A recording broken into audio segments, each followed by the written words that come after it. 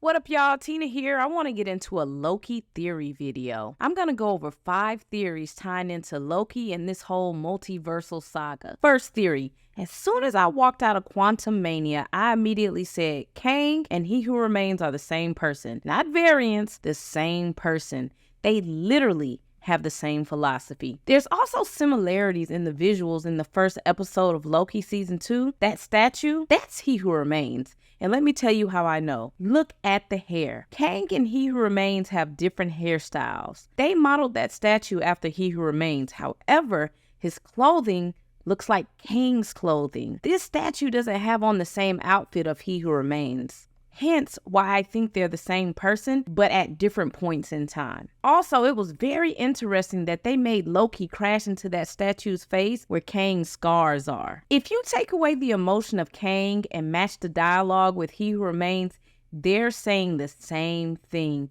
Their ideologies are identical. Their main goal is one sacred timeline because the variants are wild boys. Playing with time like children.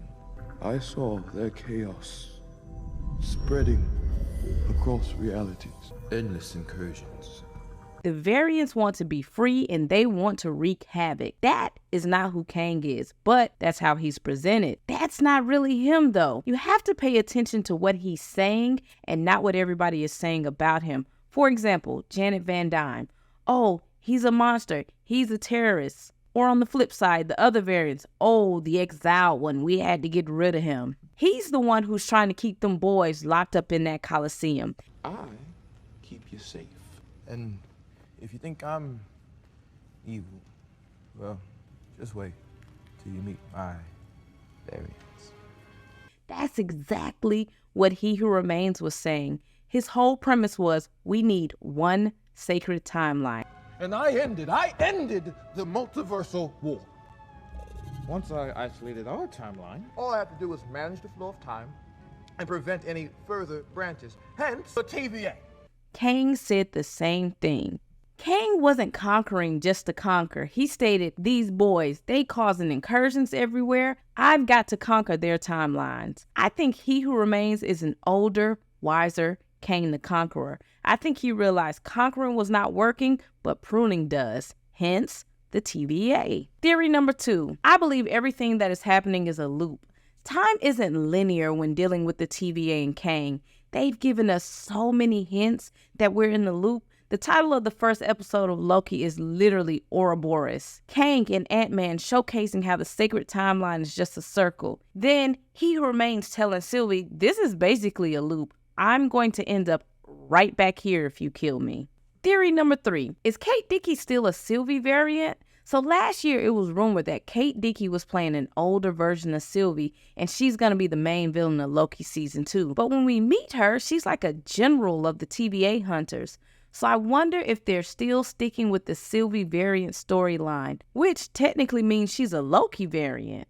So maybe she's not a variant at all. Maybe she truly is just an older version of Sylvie. Her being an elder version of Sylvie would make a ton of sense because her main goal right now is to keep pruning. If she's an older Sylvie variant, that means she has now got to an age where she realized she made a mistake by killing He Who Remains because it frees up all these variants. So she could essentially be trying to right her wrongs. It also makes sense why she sent Hunter X5 to go find Sylvie because like I said, my theory is everything is a loop. Maybe she can somehow prevent her younger version from killing He Who Remains, Victor Timely, or even Kang. My 4th theory, Victor Timely is going to help them try to fix the time loom. So in the trailers, we see Timely putting on an exhibit and it looks like a smaller version of the time loom. I think he's going to be neutral until somebody does something to piss him off, or we may see an evil variant eventually show up. We got to figure out who the villain of this story is for Loki Season 2. Theory number 5. I think Ravona's going to die. She's destined to die. I don't know when or how, but she's dying.